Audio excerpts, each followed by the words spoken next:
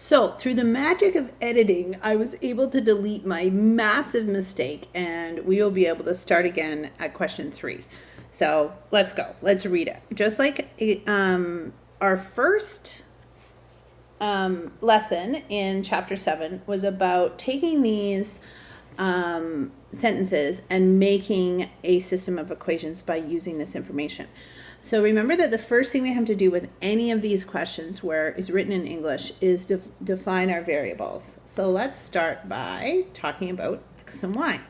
So we're talking about received and sent messages. Now, do I have to use X and Y? No, I could use R and S, but if you know anything about my printing, my 5s look like S's, and that would be a disaster. So I'm actually just going to use X and Y and say let X be the received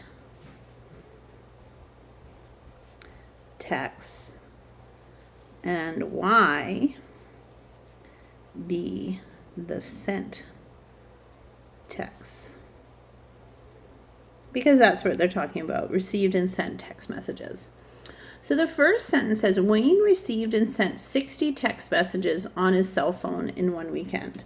So that means the sum of his sent and received messages is 60.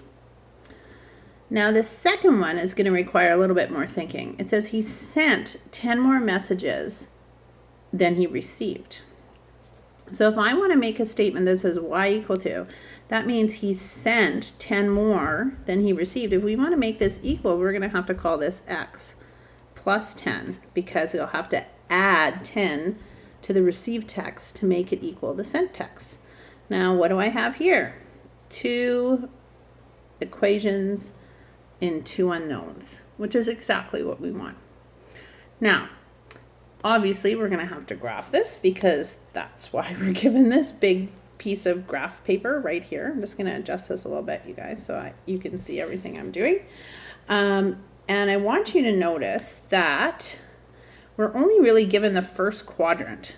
They don't really care about what happens in the negative spaces. And I want you to think about that for a minute, about why it wouldn't really matter what happens outside of where X is positive and Y is positive, okay? Usually the graphs I give you have the X and Y axis in the middle, but there must be some reason why I'm not doing that here. So let's go back to these 2 equations.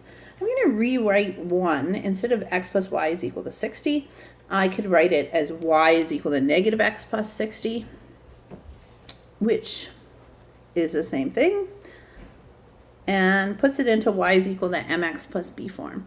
So this means that the y-intercept is 60. So let's figure this out. If I go up by 10, 10, 20, 30, 40, 50, 60 would be up here. That's ugly. What would happen if I went up by 15?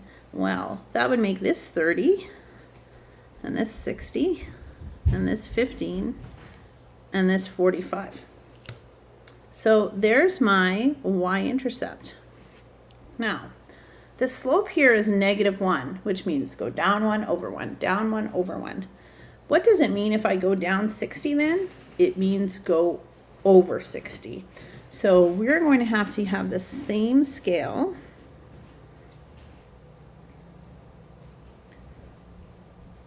on the x-axis. And there's my second point. And I'm going to connect those. Notice that I'm using a ruler, and yes, I expect you to use a ruler or straight edge. And notice that I'm not going into the negative space. Even though this line goes on and on forever, it's nonsensical to talk about it in this situation. Again, hopefully you guys are thinking about why. Now let's graph the other guy. Y is equal to X plus 10. Well, that gives me an intercept of 10 and a slope of 1. Now, this was kind of terrible because I went up by 15. 10 is a little bit harder to find. So why don't I find some other nice value? For instance, what would happen if X is 30? Well, if X is 30, Y is 40. That doesn't really help me either. What about if X is 15? I get 25. no matter what, it's going to be a little bit ugly. So I'm going to have to divide this in thirds and go up 1 over 1, up 1 over 1. I can't think of another nice value. Like this would be, yeah, this is ugly. This was a poor choice in scales, but that's okay. We can work with it. So let's say this is a third of the way. There's 10, because if each of these, that'd be 7.5, right? Because half of 15 is 7.5, and that would be 10 and I don't know. It doesn't matter. I'm sorry. You have no idea how much I've screwed up this question because I keep on deleting what I'm screwing up. And then I'm going to go up 1 over 1, up 1 over 1. So let's pick that other nice value. When it was 15, this was 25, which is a third of the way up here. And when it's 30, it will be 40, which is a third of the way up here. So let's get this nice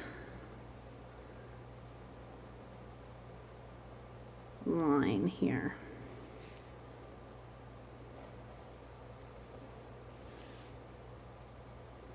Now, we haven't really talked about whether or not this part makes sense.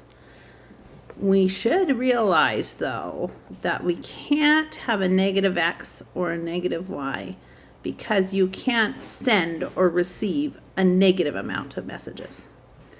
So now we're trying to find, what is this solution right here? Well, this solution right here is wherever these lines cross, and we can't see a nice point here. So what do? Well, I'm going to show you with algebra how we can solve the problem of what is that value when I haven't picked a nice scale to make that value be right on the corner of two squares that intersect. So let's go back to here. If these are both equal to y, then here they'll be equal to each other. That must mean I can put these two equations equal to each other. So negative x plus 60 is equal to x plus 10. Let me bring this over to this side. So now I'll have 2x. And let me subtract 10 on both sides. It's 50. Now I divide by 2 and I get x is equal to 25. Now I think, hey, that is x is equal to 25. If I look here, that's about 2/3 of the way. Let me show you. I draw a dashed line down here. Remember, this all could have been fixed if I had picked a better scale here. There's 25. Now the question is, what's the y value? Well, you can get the y value just by plugging in here either of these with 25. So y is equal to 25 plus 10 means y is equal to 35. And does that look about right?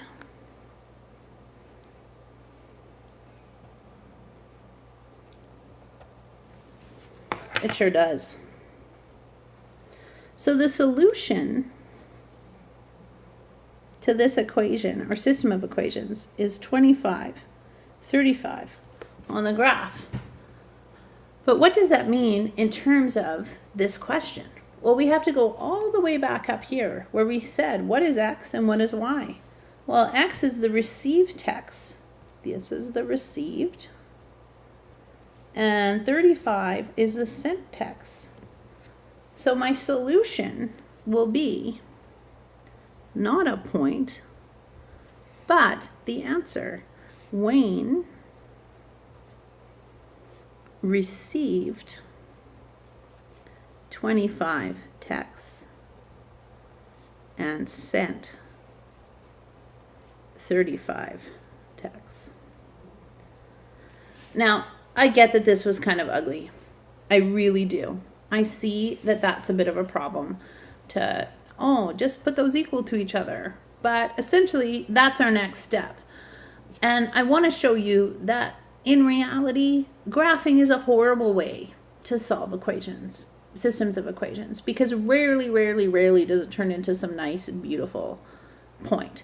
I mean, this is beautiful. It just didn't look beautiful because I chose 15 because I didn't think ahead to give you 60 spaces or something that would easily make 60 spaces. So how do we get around that? It turns out algebra is our friend. Okay, let's just look at this third question, and then I'll set you guys free to work on some of this and study for your test tomorrow. So the question says, find the solution to the following system of linear equations and verify that your answer is correct. Well, they tell me that the two equations are 2x minus y is equal to negative 4 and 3x plus y is equal to negative 1, but really the solution is right here. There's my solution. So what is that? Well, if these go up by 2, the x value will be negative 1, and the y value will be 2. Okay, that's cool. But then it says verify that your answer is correct. So this goes back to what we learned in lesson 1 about how to verify. So let's verify in 1. So that means I'm going to have my left-hand side, 2 times negative 1 minus 2. Is negative 2 minus 2 is negative 4. And my right-hand side is negative 4. So I can say left-hand side is equal to right-hand side. And go, yay, it worked for one of them. Now let's verify in 2. So this is equation 2. So my left-hand side says 3 times negative 1 plus 2. Remember, I'm taking these values and plugging them in for x and y. So that's negative 3 plus 2 is negative 1. Oh yay, look, my right-hand side is also negative 1. So I can write left-hand side is equal to right-hand side. Oops, I can see that you guys can't see that. There it is. And I'm good. So I didn't do the weird cabin question. I will put it up on Edmodo if you're interested, but it's really just to make the point that this is a horrible way to solve systems of equations, except in the very seldom occurring time when you get a really nice value and you happen to graph it perfectly and you can see it. So really, algebra is going to be our friend, but we'll start with this. Okay, thanks guys. Good luck on your test tomorrow.